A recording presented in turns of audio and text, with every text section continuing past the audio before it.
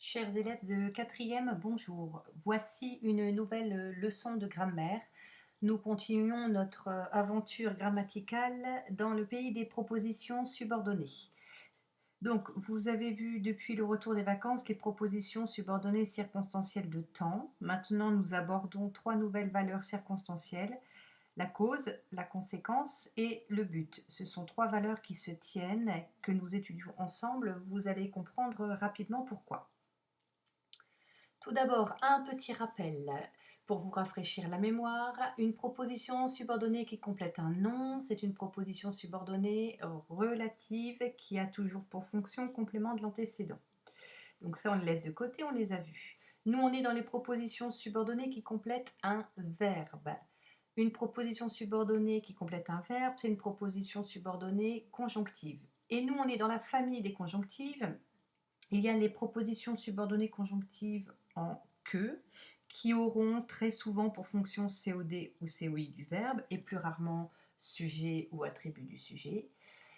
Et les propositions subordonnées conjonctives introduites par un composé de que, ou alors par quand, par comme et par si. À ce moment-là, elles seront propositions subordonnées conjonctives circonstancielles, et elles auront toujours pour fonction complément circonstanciel du verbe.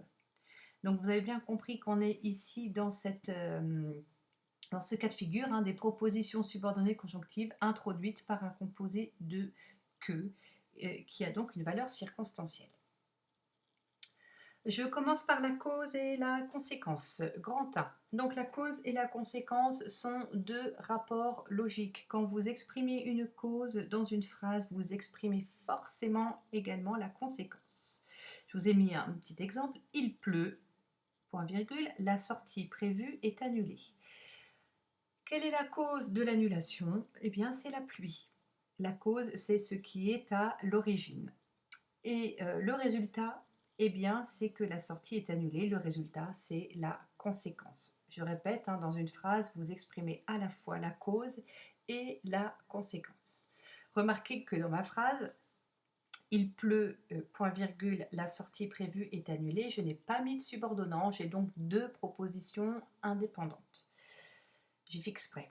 Parce que dans la langue, il faut qu'on choisisse. Si on veut exprimer avec une subordonnée, il faut qu'on choisisse d'exprimer dans la subordonnée soit la cause, soit la conséquence. Vous ne pouvez pas faire les deux en même temps. Donc je choisis d'insister sur la cause.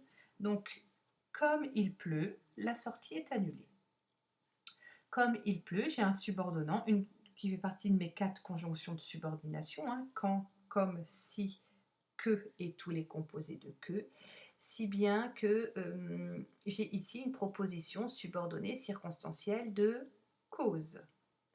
Je peux, à l'inverse, dans la deuxième phrase, insister sur la conséquence, il pleut, de sorte que la sortie sera annulée. De sorte que est ici un composé de que qui exprime la conséquence, l'effet qui est entraîné par la cause. Attention, vous ne devez pas confondre la cause et la conséquence. On avait fait des petits exercices à l'oral en classe. La cause, elle intervient toujours avant la conséquence. C'est un rapport qui est logique.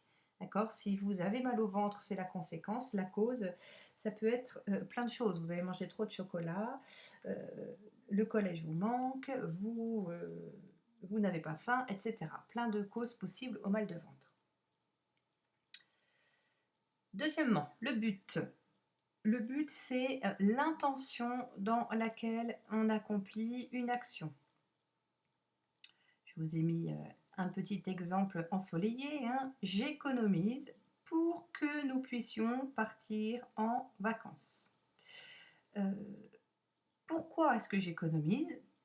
Pour que nous puissions partir en vacances. Vous voyez bien qu'ici, encore une fois, on a un composé de que. On entre donc bien dans les valeurs circonstancielles. Attention, je vous ai mis dans ma phrase, je reviens en arrière, Pourquoi est-ce que j'économise? J'ai fait exprès de vous poser la question pourquoi, puisque il ne faut absolument pas poser cette question-là. Puisque si vous posez la question pourquoi, vous ne pourrez pas faire la différence entre la valeur circonstancielle de cause et la valeur circonstancielle de but. C'est pourquoi il faut bien distinguer deux questions. Pour trouver la cause, il faut poser la question pour quelle raison? Pour quelle raison la sortie est-elle annulée? Et dans le but, hein, il faut poser la question dans quel but? Dans quel but est-ce que j'économise de l'argent? Très attention, notez bien ça dans votre cahier. Alors, une phrase exemple. Comme tu étais absent, j'ai appelé Pierre pour qu'il te remplace. J'ai mis mes deux propositions subordonnées entre crochets. La première est comme tu étais absent. Si je pose la question pourquoi ai-je appelé Pierre? Je ne vais pas pouvoir trouver la bonne valeur circonstancielle. Donc là, je vais poser la question dans quel but est-ce que j'ai appelé Pierre? Eh bien, j'ai appelé Pierre pour qu'il te remplace. Donc, dans quel but répond ici hein, à la proposition subordonnée pour qu'il te remplace. Donc, pour qu'il te remplace, je vais donc avoir comme nature proposition subordonnée conjonctif circonstancielle, fonction, complément circonstanciel de but du verbe appeler. Et comme tu étais absent, je ne peux pas poser la question pourquoi est-ce que j'ai appelé Pierre, sinon vous ne trouvez pas la bonne valeur circonstancielle. Hein. Pour quelle raison ai-je appelé Pierre?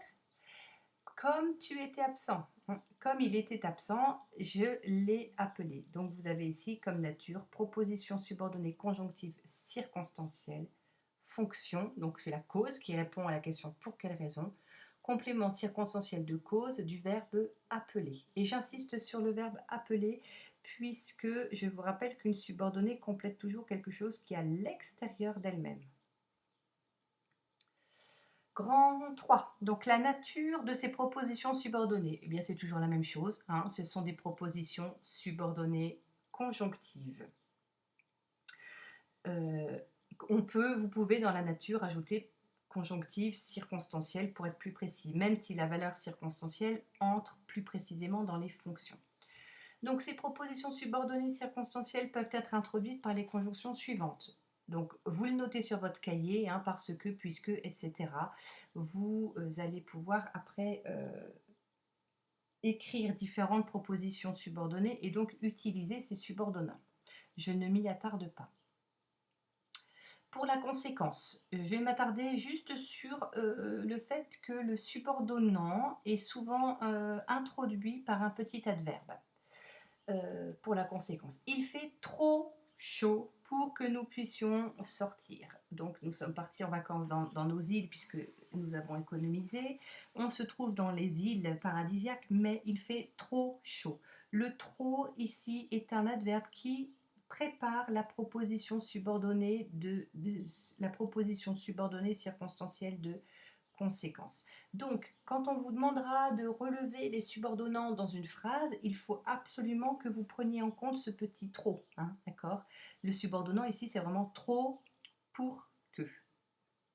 J'ai tellement chaud que je ne peux pas sortir. C'est exactement la même chose. Le but, donc pour que, afin que, je vous mets aussi de peur que, de crainte que, même si ça pourra entrer ici dans une valeur circonstancielle de crainte que vous verrez l'année prochaine en troisième.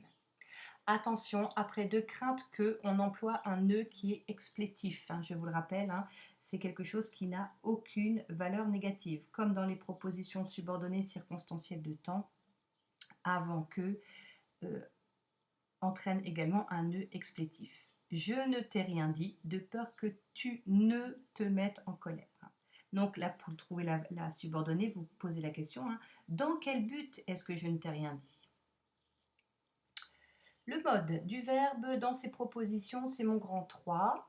Dans les propositions subordonnées, complément circonstanciel de cause ou de conséquence, le verbe est à l'indicatif. Je vous rappelle que le verbe est à l'indicatif puisque l'indicatif est le mode d'une action qui se réalise. Comme il pleut, la sortie est annulée, l'action de pleuvoir est bien réalisée puisque vous voyez bien que vous avez dû ouvrir votre parapluie. Une seule exception, deux exceptions, puisque j'ai mis au pluriel. Après non que, vous mettez votre verbe au subjonctif. Puisque quand vous dites non que, vous niez la cause. C'est-à-dire que c'est une cause qui n'existe pas pour vous. Je n'ai pas fait mes devoirs, non que je n'en ai pas envie, mais que je n'ai pas de connexion Internet. Vous niez la cause du fait de ne pas avoir envie. Et comme cette cause n'existe pas, elle ne peut pas être à l'indicatif, puisque je vous rappelle, l'indicatif, c'est le mode d'une action qui se réalise. Après, assez, trop, pour que, le verbe est au subjonctif, car l'action de la subordonnée n'est pas réalisée. Hein, je suis trop fâchée pour que je te fasse une tarte au chocolat, je dis n'importe quoi. Hein. Je suis trop fâchée pour que je te fasse, forcément le verbe au subjonctif, puisque l'action n'est pas réalisée. Retenez ces exceptions. Dans les propositions subordonnées complément circonstanciel de but, eh bien forcément le verbe est au subjonctif puisque l'action n'est pas réalisée.